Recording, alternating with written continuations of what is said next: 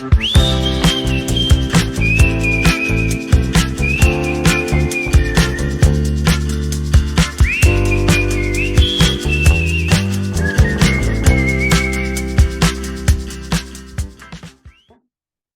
baik, tak berpanjang lebar ya, itu harapan saya ya.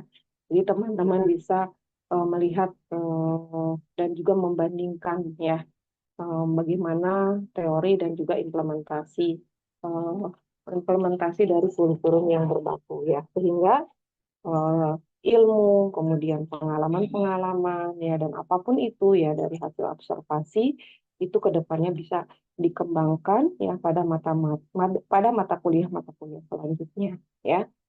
Oke, dipersilakan untuk selanjutnya kepada setiap kelompok nanti untuk kami berikan ya. Saya sudah sharing kepada Raihan ya. Kurang lebih itu 20 menit ya untuk setiap kelompok mempresentasikan bagaimana hasil observasinya. Kemudian nanti dari hasil presentasi ini, tolong nanti dibuatkan video YouTube-nya ya, dan nanti dikombinasikan dengan kemarin aktivitas kegiatan observasi. Kalaupun itu misalkan ada dokumentasi, baik itu berupa video maupun berupa foto, itu nanti bisa digabungkan gitu ya, sehingga akan menjadi satu gitu ya, bahwa kegiatan proyek dari kajian kurikulum ini ya berupa hasil observasi dan juga bagaimana teman-teman mempresentasikan hasil dari observasi tersebut. Ya, demikian yang bisa saya sampaikan ya untuk permulaan. Ya, untuk selanjutnya nanti eh, setelah kelompok pertama dilanjutkan untuk kelompok berikutnya gitu ya.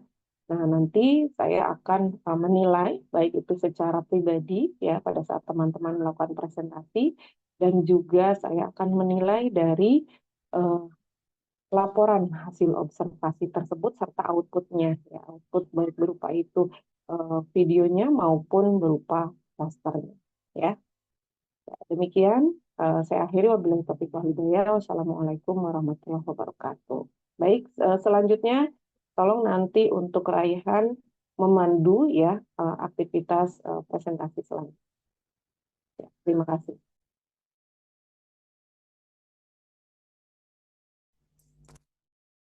Assalamualaikum warahmatullahi wabarakatuh.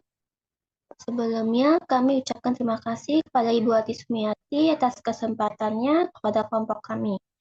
Jadi kami dari kelompok 6 akan mempresentasikan hasil observasi kami di SMK Negeri 16 Jakarta mengenai kurikulum yang diterapkan, yaitu kurikulum Merdeka.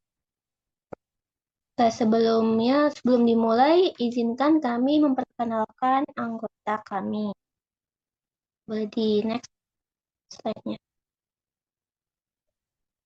Oke, yang pertama ada Aprilia Wulandari, yang kedua ada Alisa Salsabila, yang ketiga ada Alfia Nur Adani, yang keempat ada Ika Muklis Kusuma, yang keempat ada saya sendiri Nabila Febrianti, dan yang terakhir ada Zahwa Dewi Kumala. Selanjutnya untuk materi pertama akan dijelaskan oleh Alfia. Kepada Alfia, waktu dan layar dipersilahkan. Oke, pertama ada profil sekolah SMKN Negeri 16 Jakarta. Jadi SMK Negeri 16 Jakarta merupakan salah satu sekolah menengah kejuruan negeri yang berada di Jakarta Pusat dengan akreditasi B, beralamat di Jalan Taman Amir Hamzah nomor 22 RT 8 RW 4 Pegangsaan, Kecamatan Menteng, Kota Jakarta Pusat, daerah khusus Ibu Kota Jakarta. Sekolah ini memiliki 4 program keahlian yang dapat ditempuh oleh siswa-siswinya. Program keahlian itu ada akuntansi dan keuangan lembaga, manajemen perkantoran dan layanan bisnis, desain komunikasi visual, dan juga pemasaran bisnis retail. Next. Kami melaksanakan observasi pada hari Jumat 13 Desember 2024 pukul 10 sampai 11 dengan bertatap muka secara langsung bersama Bapak Kusdiono selaku Wakil Kepala Sekolah Bidang Kurikulum. Next. Kerangka dasar kurikulum di SMK Negeri 16 Jakarta itu mengacu pada kurikulum Merdeka yang ditetapkan dalam Permendikbudristek nomor 12 tahun 2024. Kurikulum Merdeka merupakan kerangka dasar yang diimplementasikan di seluruh satuan pendidikan di Indonesia, termasuk SMK, yang berfokus pada kebebasan belajar, yaitu memberikan fleksibilitas bagi siswa untuk memilih mata pelajaran sesuai dengan minat dan juga bakat mereka yang memungkinkan pembelajaran lebih relevan dan berfokus pada kompetensi. Kemudian proyek penguatan profil pelajar Pancasila atau P5, yaitu mengintegrasikan nilai-nilai Pancasila dalam setiap aspek pembelajaran dengan memberikan proyek yang bertujuan untuk memperkuat profil pelajar sebagai pribadi yang berkarakter. Penguatan literasi dan numerasi menekankan pentingnya kemampuan dasar dalam literasi dan numerasi yang diterapkan di seluruh mata pelajaran. Kemudian penerapan pembelajaran berbasis proyek atau PBL, Project Based Learning, yaitu membuka kesempatan bagi siswa untuk belajar melalui proyek nyata yang mengembangkan keterampilan praktis dan pemecahan masalah. Kemudian juga ada integrasi dengan dunia industri, itu dengan pendekatan seperti teaching factory, siswa dapat terlibat dalam kegiatan industri nyata yang memungkinkan mereka untuk mengembangkan keterampilan teknis dan juga siap bekerja. Penyusunan mata pelajarannya juga, kurikulum itu disusun dengan fleksibilitas dalam pemilihan dan juga pengaturan mata pelajaran untuk memenuhi kebutuhan perkembangan teknologi dan industri.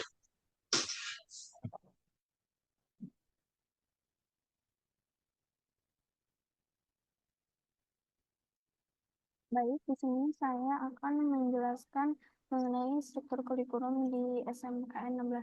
Struktur kurikulum Merdeka merupakan perorganisasian atas capaian pembelajaran, muatan belajar, dan beban belajar. Struktur kurikulum ini tuh mengacu pada Permendikbudristek nomor 12 tahun 2024. Dalam kurikulum itu ada dua bagian utama, yaitu kelompok A, yaitu mata pelajaran umum, dan kelompok B, mata pelajaran kejuruan. Kelompok A ini berfokus pada pembentukan karakter dan kepribadian siswa yang sesuai dengan usia mereka.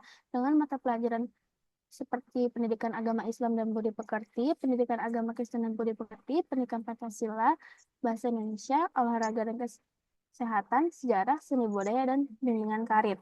Di kelompok B ini lebih memfokuskan pada keterampilan dan pengetahuan yang dibutuhkan untuk dunia kerja.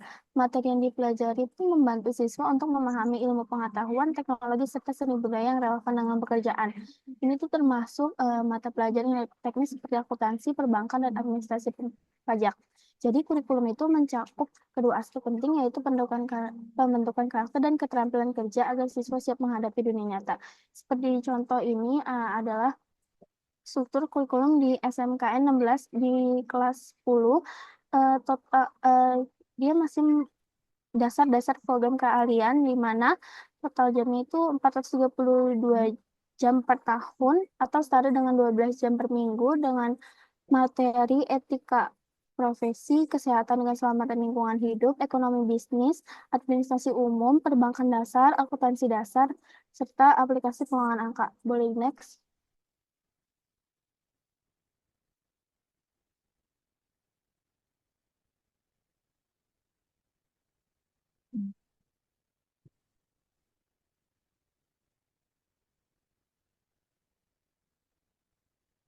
Boleh di next? Oh iya. Di selanjutnya ini ada di kelas 11 yang udah masuki konsentrasi keahlian, di mana dengan total jam pelajarannya 640 jam per tahun dengan 18 jam per minggu. Materi-materinya itu termasuk praktek akuntansi untuk perusahaan jasa, dagang dan manufaktur, ekonomi bisnis, administrasi umum, administrasi pajak, keuangan, dan komputer akuntansi. Boleh di next?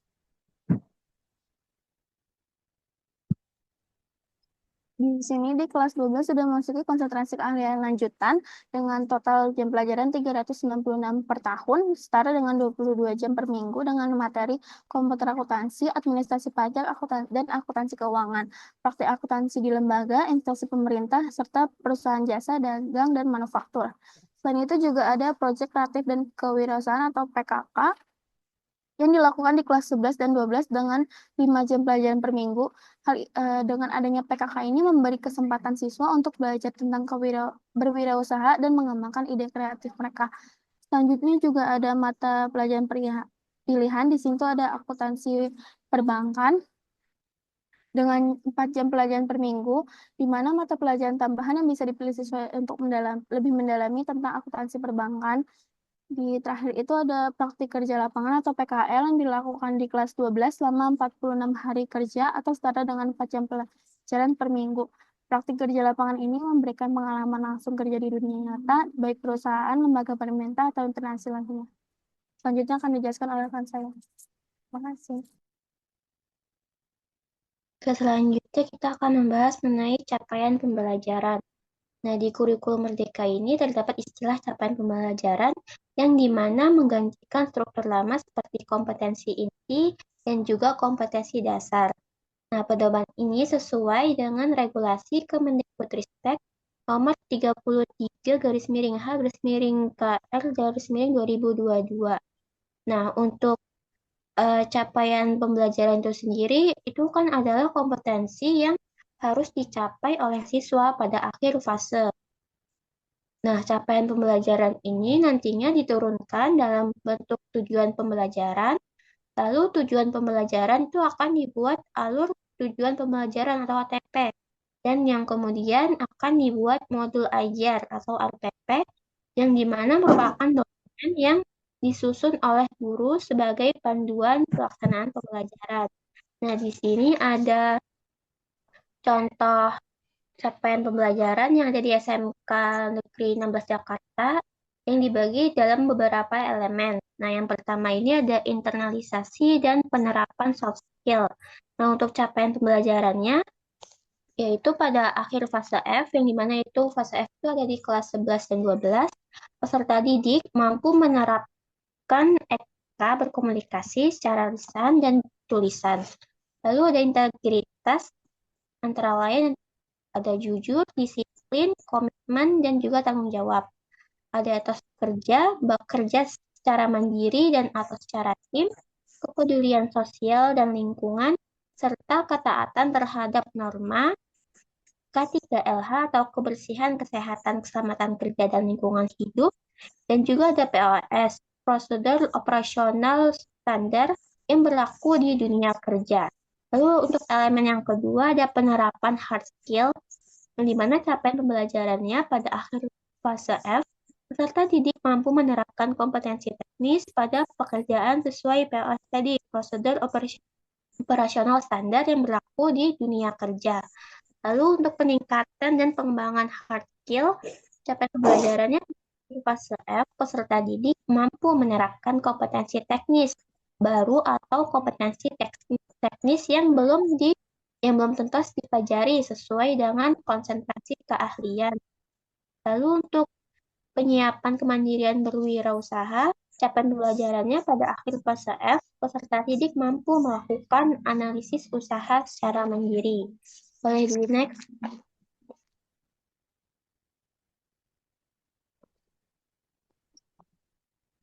Lalu selanjutnya ada analisis SKL, KIKD, standar kompetensi lulusan, kompetensi inti, dan kompetensi dasar.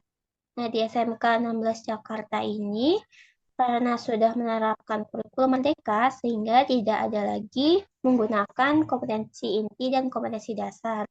Nah, sebagai gantinya itu diterapkan alur tujuan pembelajaran atau ATP yang menggantikan silabus, capaian pembelajaran sebagai pengganti kompetensi inti, dan juga ada tujuan pembelajaran atau TP sebagai pengganti kompetensi dasar. Nah, untuk SKL ini, standar kompetensi lulusan itu adalah kriteria minimal yang harus dicapai peserta didik setelah menyelesaikan jenjang pendidikan.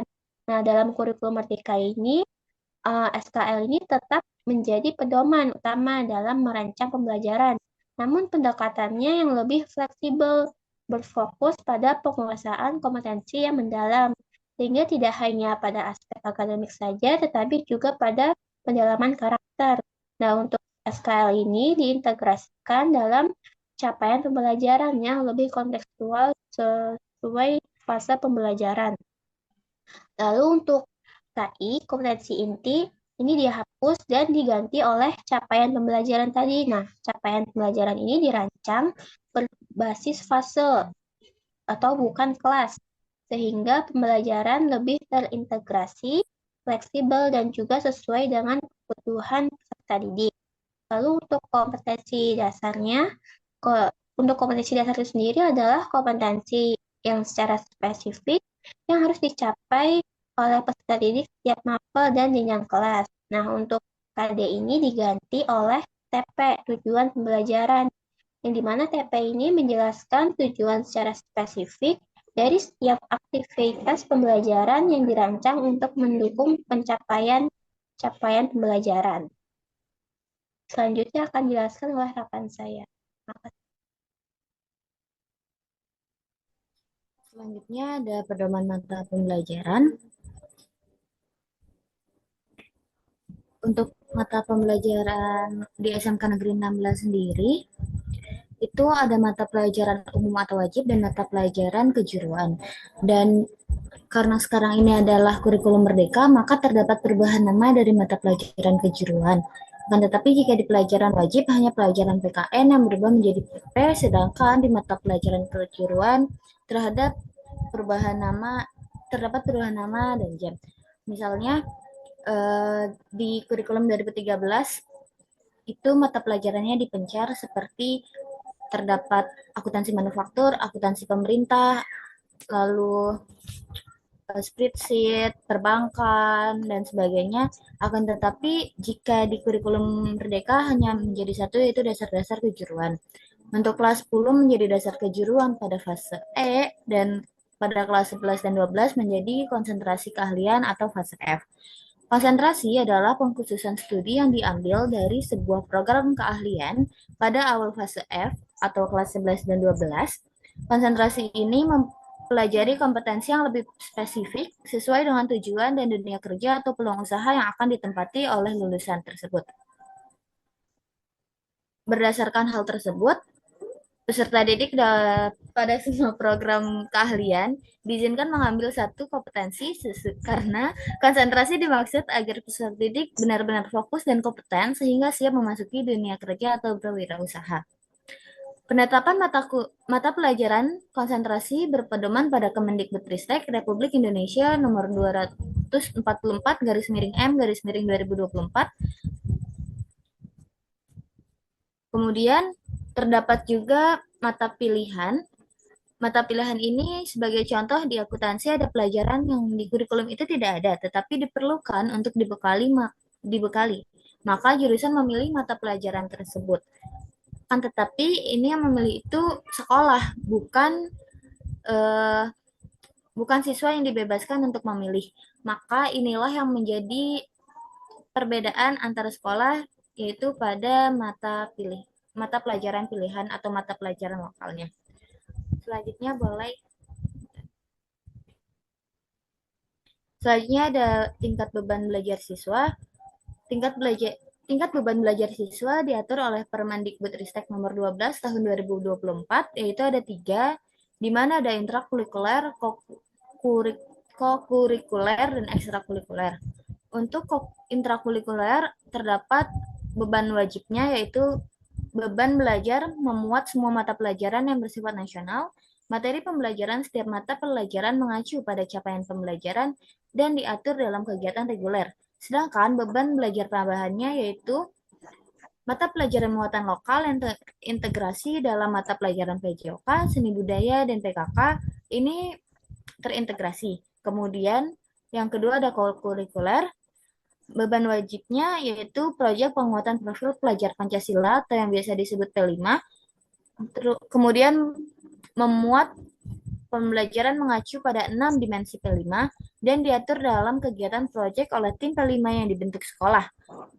Sedangkan beban belajar tambahannya memuat tema-tema proyek yang disesuaikan dengan situasi dan kondisi yang ada di SMK Negeri 16 Jakarta dan diatur oleh tim P5. Yang terakhir ekstrakurikuler. Yang wajib itu diatur oleh Permendikbudristek nomor 12 tahun 2024 yang mengatur bahwa keikutsertaan murid dalam kegiatan ekstrakurikuler termasuk ekstrakurikuler pramuka yang bersifat sukarela.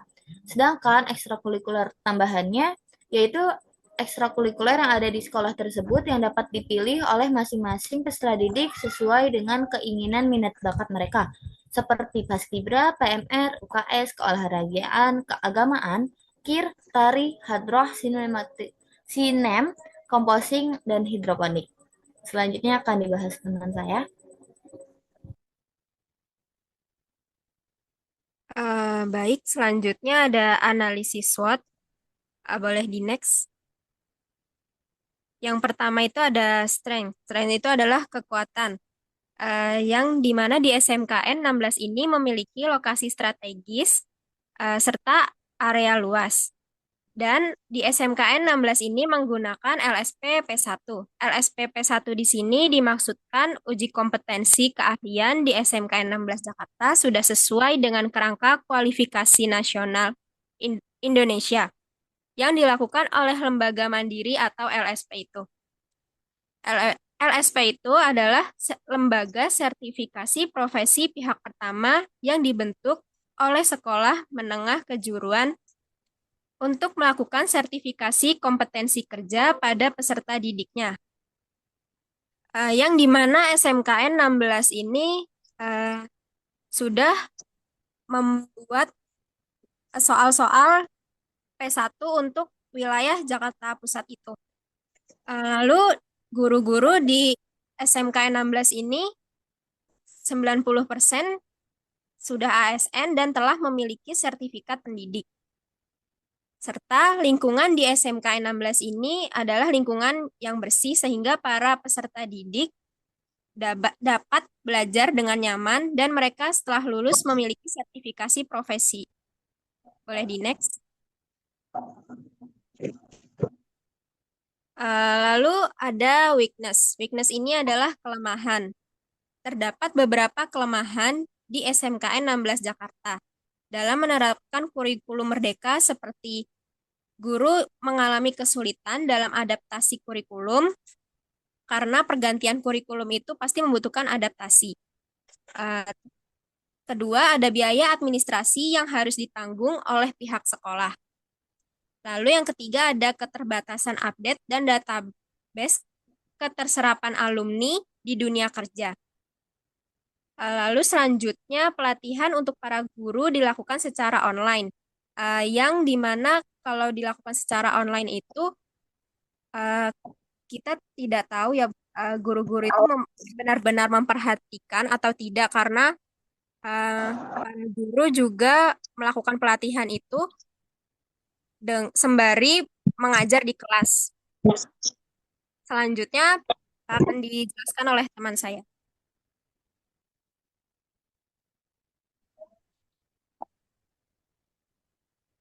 Ya, berikutnya itu ada opportunity, yakni peluang. Dalam penerapan kurikulum merdeka di SMKN 16 Jakarta, terdapat beberapa peluang yang muncul, di antaranya yaitu meningkatkan kompetensi lulusan, terjalinnya kerjasama dengan beberapa industri, serta meningkatkan kesempatan kerja dan pendidikan lanjutan. Dunia kerja memiliki komitmen tinggi terhadap pengembangan kurikulum SMK, rekrutmen lulusan, kegiatan PKL, magang guru. Adapun peluang yang ada itu keselarasan prodi dan budi. Dalam konteks ini menjadi peluang besar karena kurikulum merdeka dirancang untuk menjembatani kebutuhan antara dunia pendidikan dan dunia kerja atau industri. Dengan adanya kolaborasi ini, siswa SMK akan memiliki keterampilan yang lebih sesuai dengan kebutuhan industri sehingga meningkatkan peluang mereka untuk mendapatkan pekerjaan setelah lulus. Yang berikutnya itu ada dunia kerja atau instansi, yakni dunia kerja atau instansi ini menawarkan peluang bagi siswa SMK yang sudah dibekali kompetensi yang relevan melalui kurikulum merdeka. Peluangnya adalah siswa bisa langsung bekerja setelah lulus atau bahkan sudah diincar oleh perusahaan saat masih magang atau PKL. Ini menunjukkan bahwa penerapan kurikulum merdeka membuka lebih banyak akses di dunia kerja. Boleh di next. Berikutnya itu ada threats, yakni ancaman. Karena pergantian kurikulum ini, peserta didik dan tenaga pendidik juga harus menyesuaikan dengan peraturan baru. Para guru menyesuaikan diri dengan teknologi. Seperti pelatihan untuk para tenaga pendidik dilakukan secara daring. Adapun beberapa tantangan yang ada dalam menerapkan kurikulum merdeka di SMK. Yang pertama itu kurangnya peluang kerja yang linear dengan program keahlian MPLB, DKF, BR, dan AKL. Ini berarti ada kekhawatiran bahwa beberapa program keahlian seperti MPLB, DKF, BR, dan AKL mungkin tidak memiliki banyak peluang kerja yang sesuai di dunia kerja. Dengan kata lain, jumlah lulusan di bidang tersebut bisa lebih banyak daripada lowongan pekerjaan yang tersedia di pasar.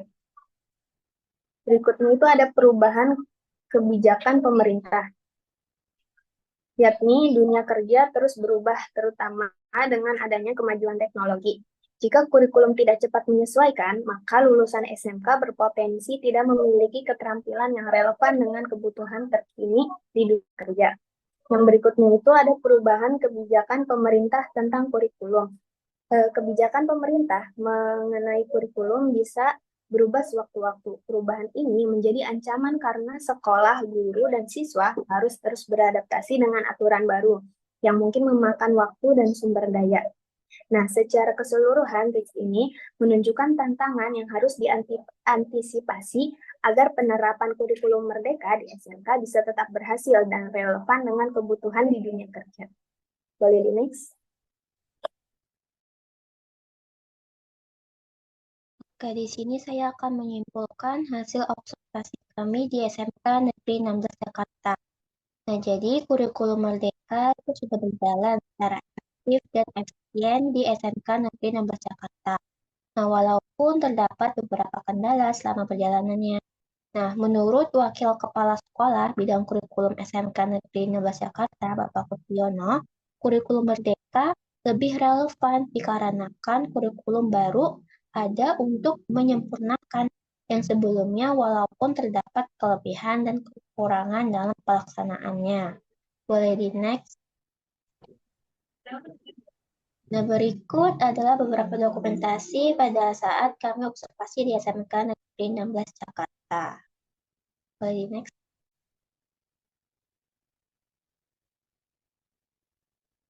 Nah, ini juga ada beberapa dokumentasi, beberapa dokumen. Boleh di next.